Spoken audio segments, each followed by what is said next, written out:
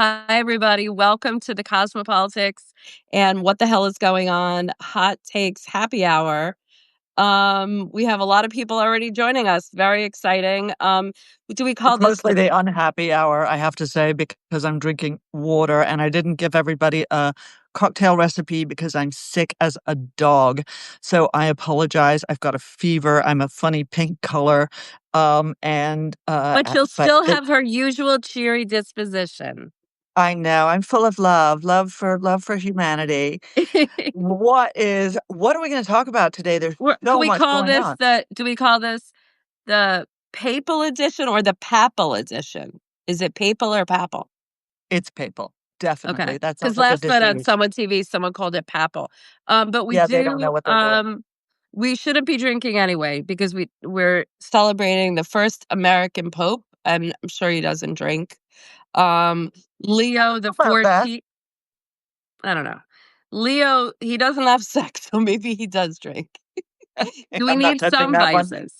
We need some We've got vices. two Jews talking about the Pope, so Um, but it is exciting that he's from this country. Look, when you have these spiritual figures, and one day I'll write about the time I met the Dalai Lama, but I've told you about this numerous times. Like, now I'm a little bit consider myself like more of a Jew boo or a Judist or whatever you call them. But when you meet a spiritual figure like that, it really doesn't matter, what denomination you are or what religion you follow. They have this presence, and their holiness is, does grab you. And my screensaver, I can't share for everybody right now.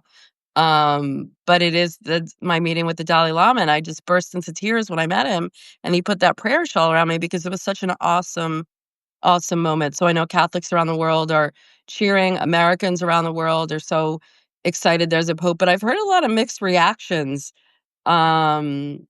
Obviously around the world, they're like, there's an American Pope? why not? We've got Catholics, I agree.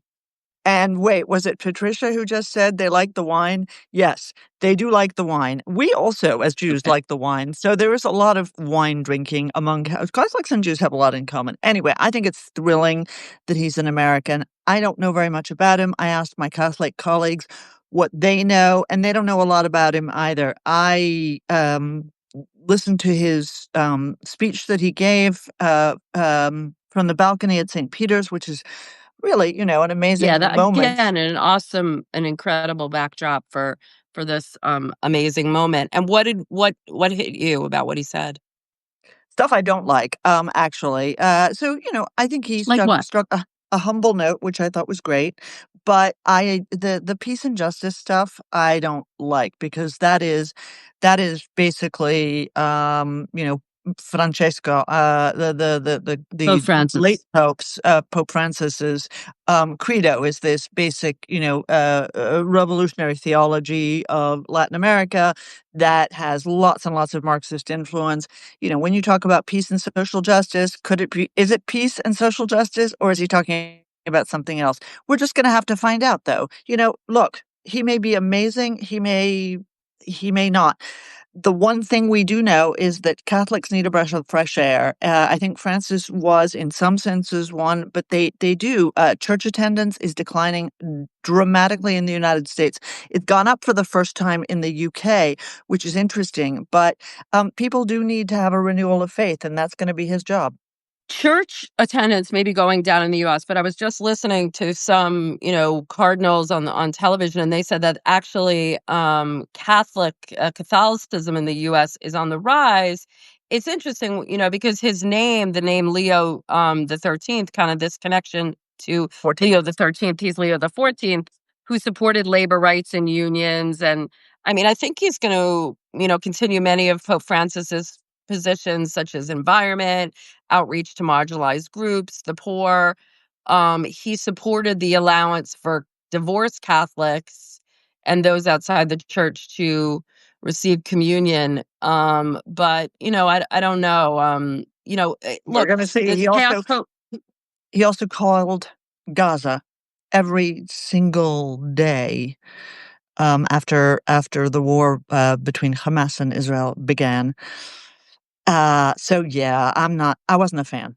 But hey, there's tons more to talk about, and two Jews talking about the Pope sounds like a comedy routine, Yeah, it which does. It could does. go well. Which it So, kinda we'll keep an eye on the ball, on the papal ball, not papal, which sounds gross. India, Pakistan.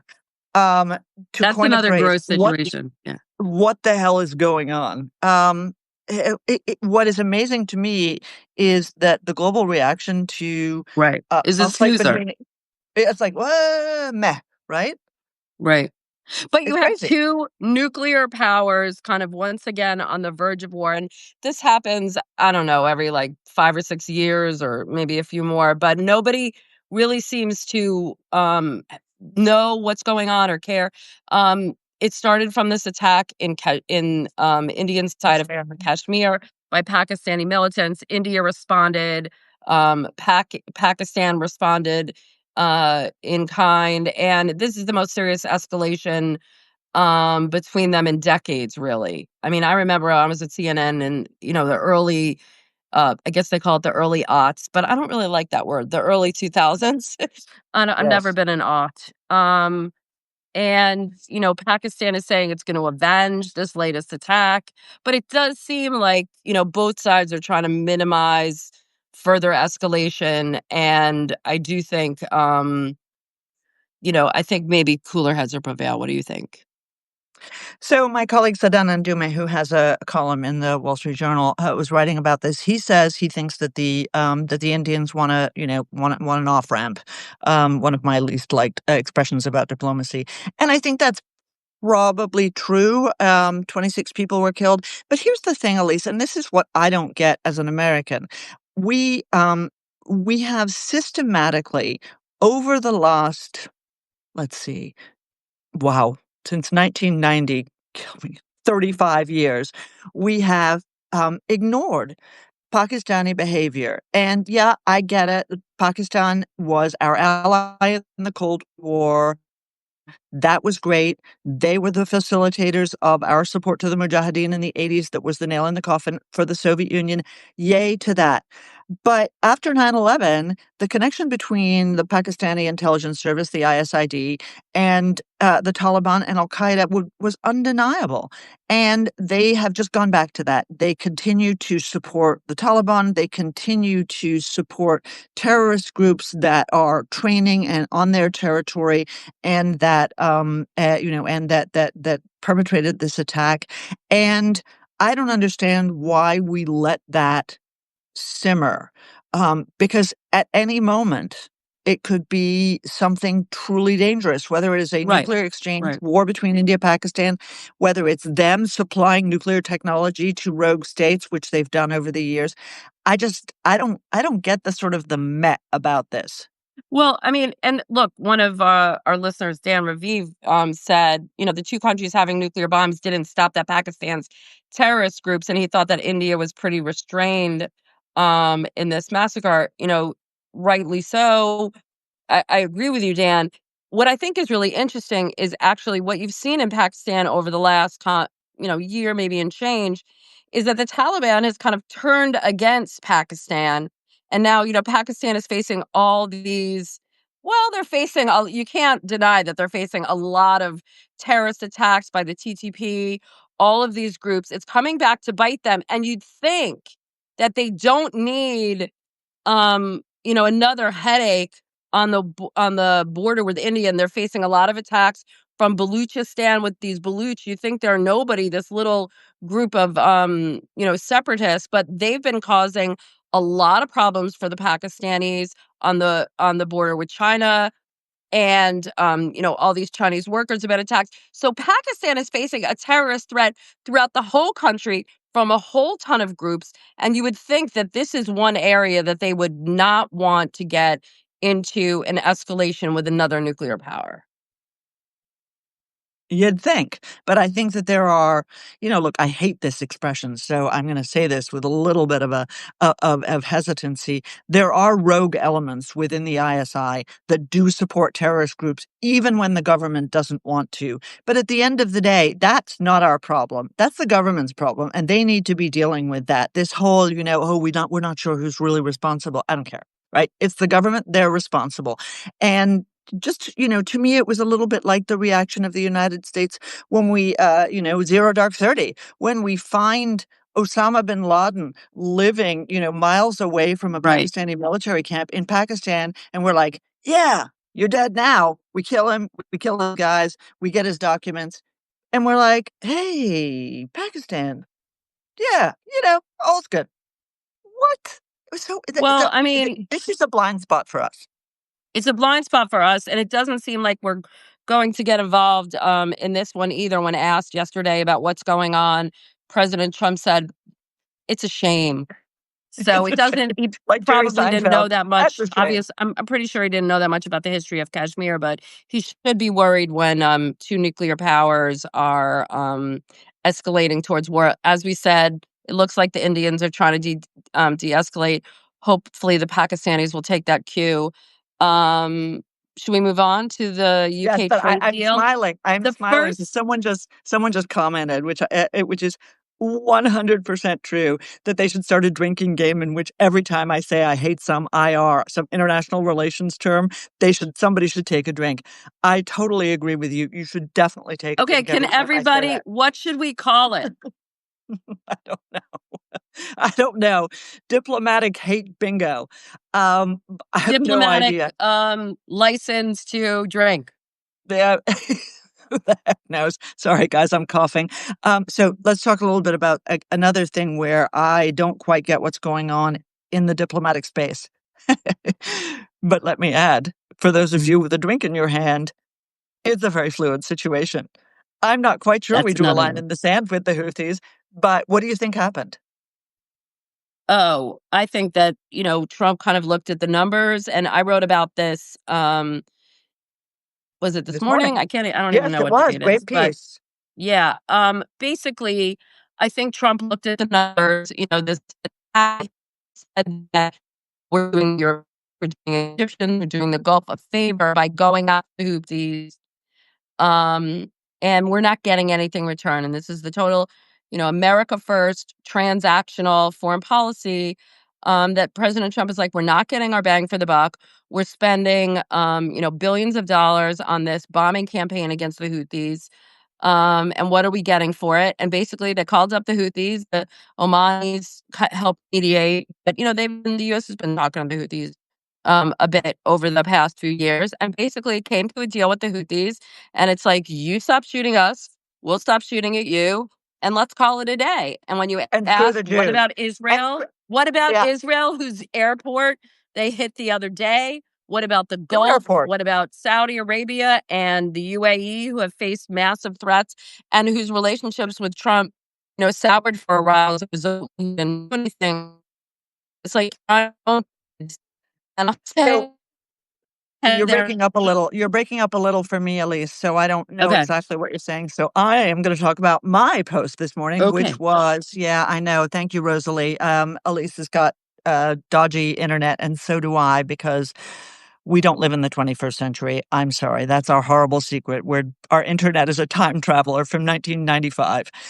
But the piece I wrote this morning is certainly going to give put a smile on the face of everybody to the left of me, which is I actually think that the deal with the Houthis is something more sinister than what you described. I don't think it's America first.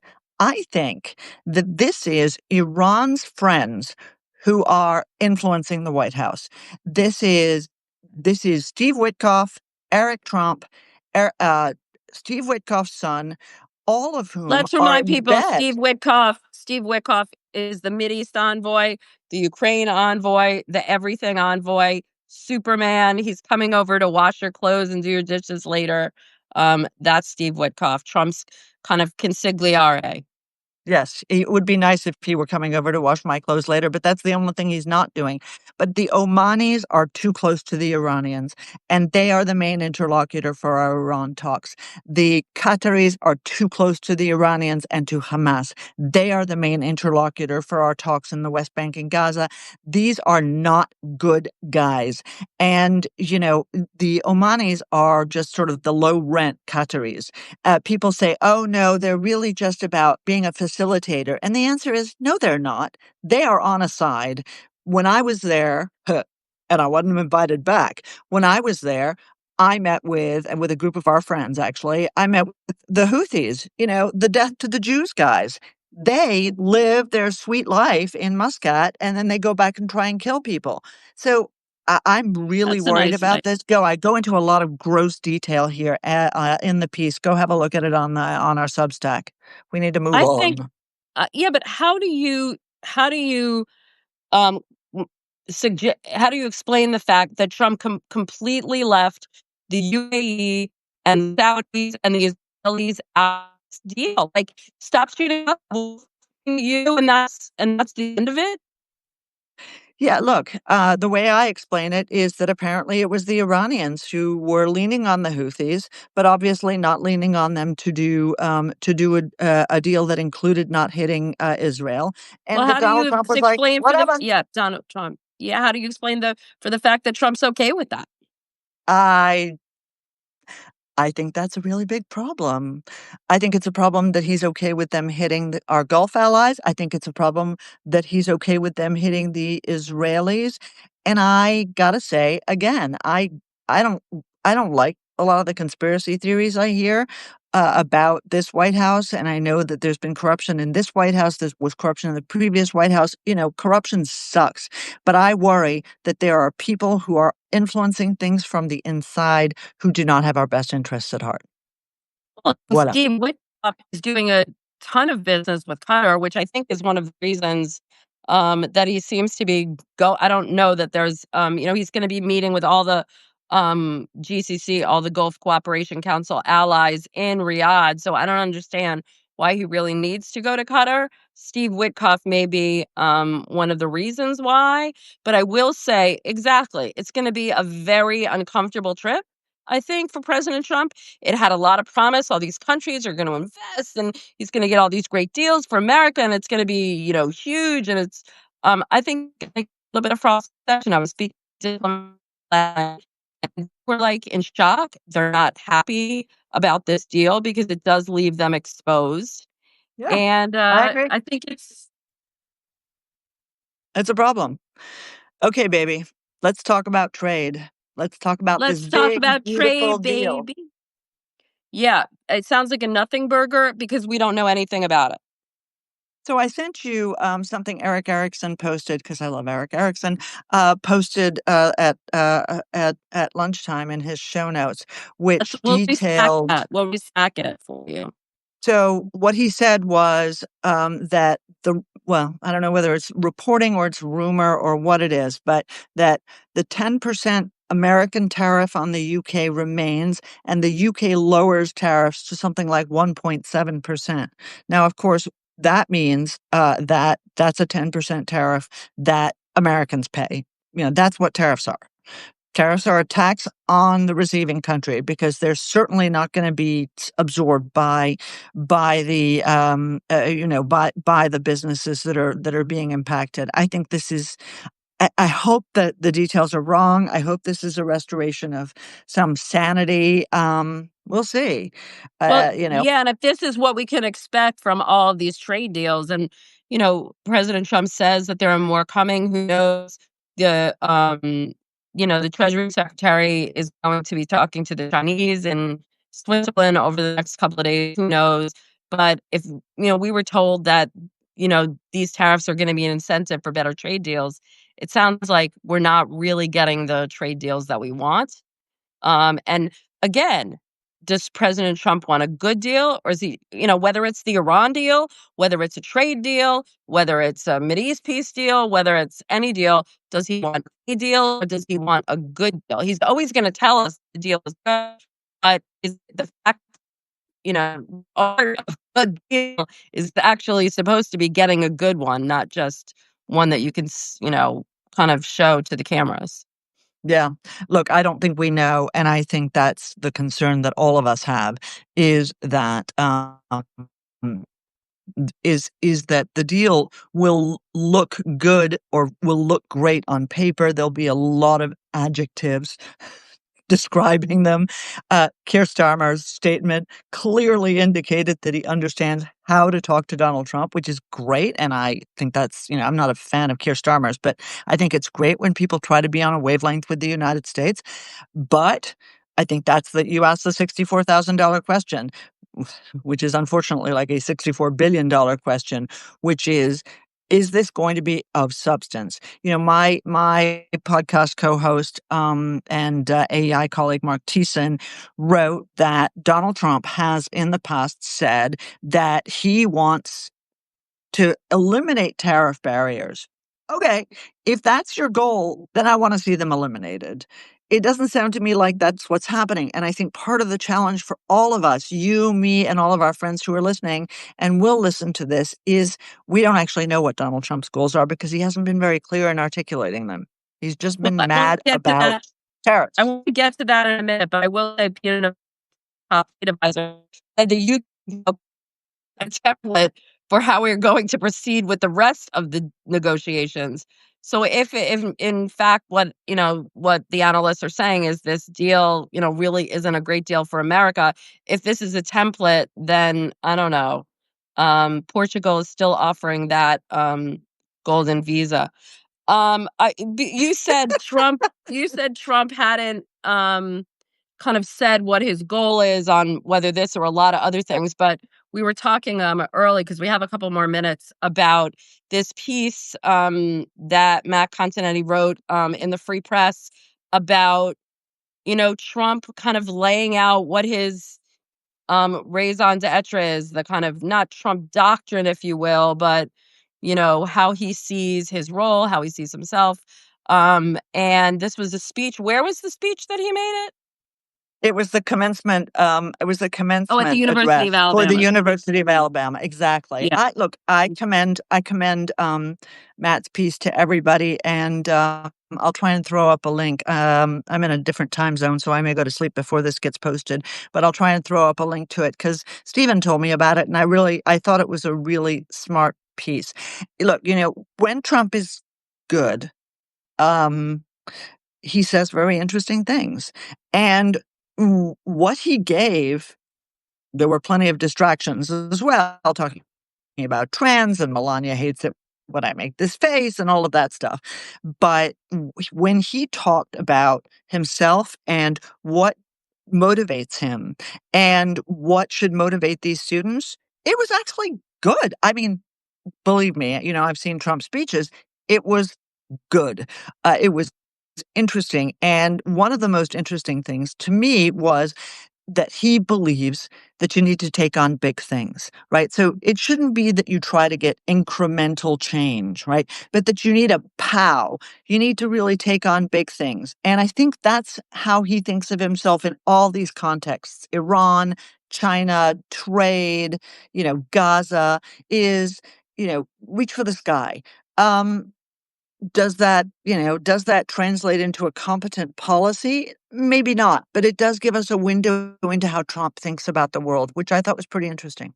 Well, I mean, I was going to take up and like kind of analyze topic Your detail. connection is such crap. So, I think mine's a little better.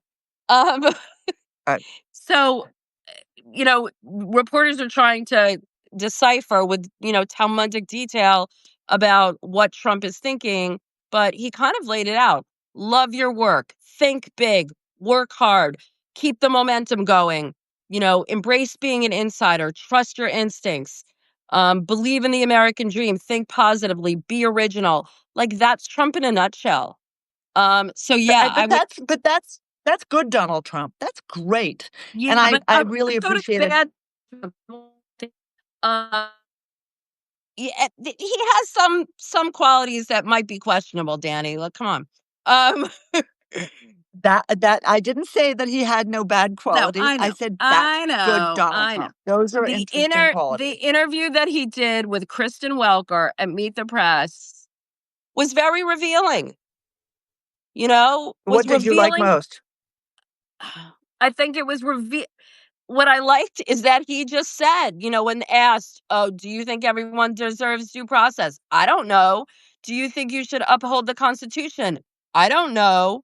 That's He not what went he said. interchangeably between "I'll follow the Supreme Court," and "I don't know if I have to uphold the Constitution." Given that he took the oath to uphold the Constitution twice, I found that a little bit jarring. This is my thing.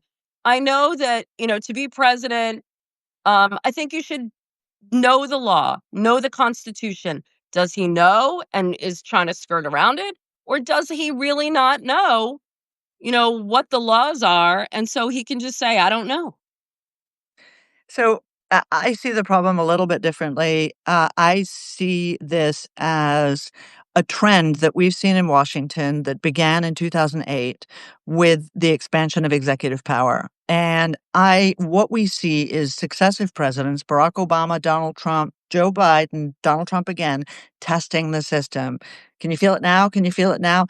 I don't like our system to be tested. I don't want our system to be tested. What I want is for Congress to do its legislative stuff like you.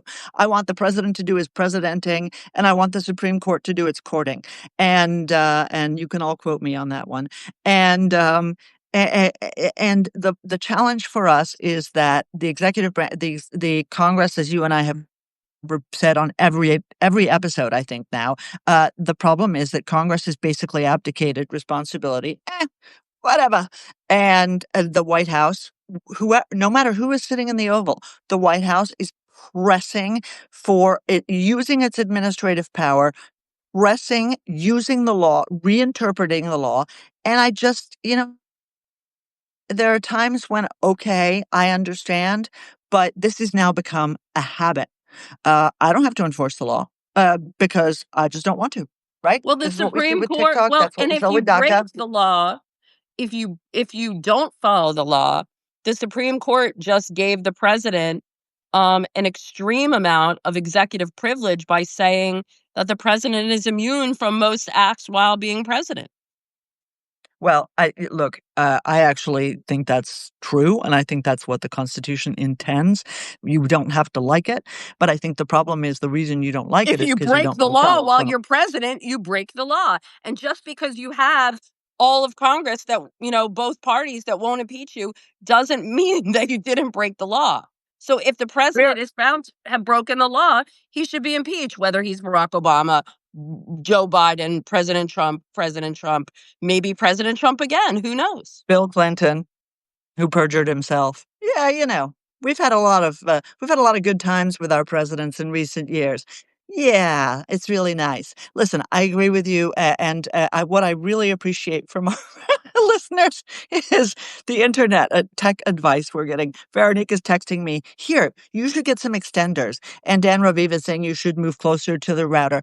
But I will say what you need to do is get a mesh system, and I'll send you that after we're done. And so, folks, thanks for your patience about this. I know it's a pain in the butt when we're not able to do it, but when we don't come in as clearly, maybe it's Substack's fault. Who the heck knows? Look, at the end of the day, what we need to see is a return, and I say this every damn time, and it's another boring phrase, a return to regular order. We need government to do boring government stuff. And, I'm not as excited about the idea that every single thank you, Dan. Thanks. I like Eero That's actually as really a mesh a system. lot of things to. But look, at the end of the day, what we need is a government that wants to run the government and doesn't. And I understand that it's important for certain leaders to do revolutionary things. You know, okay, but as you say, the bounds of the law are important, and the problem for us, you and me, is that a door that one president opens, the next one walks through.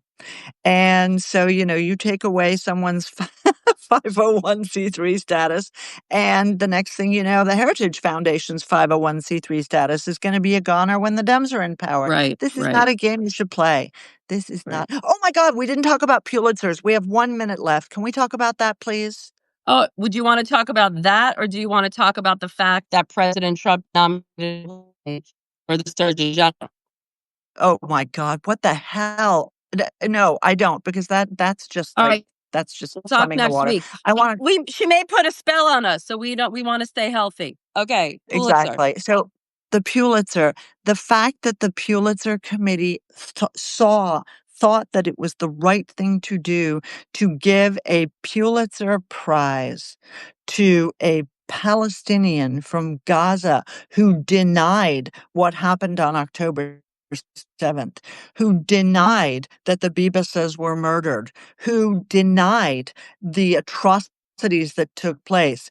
As one of the hostages who was released said when she called them out, she said, "This is just 21st century Holocaust denial."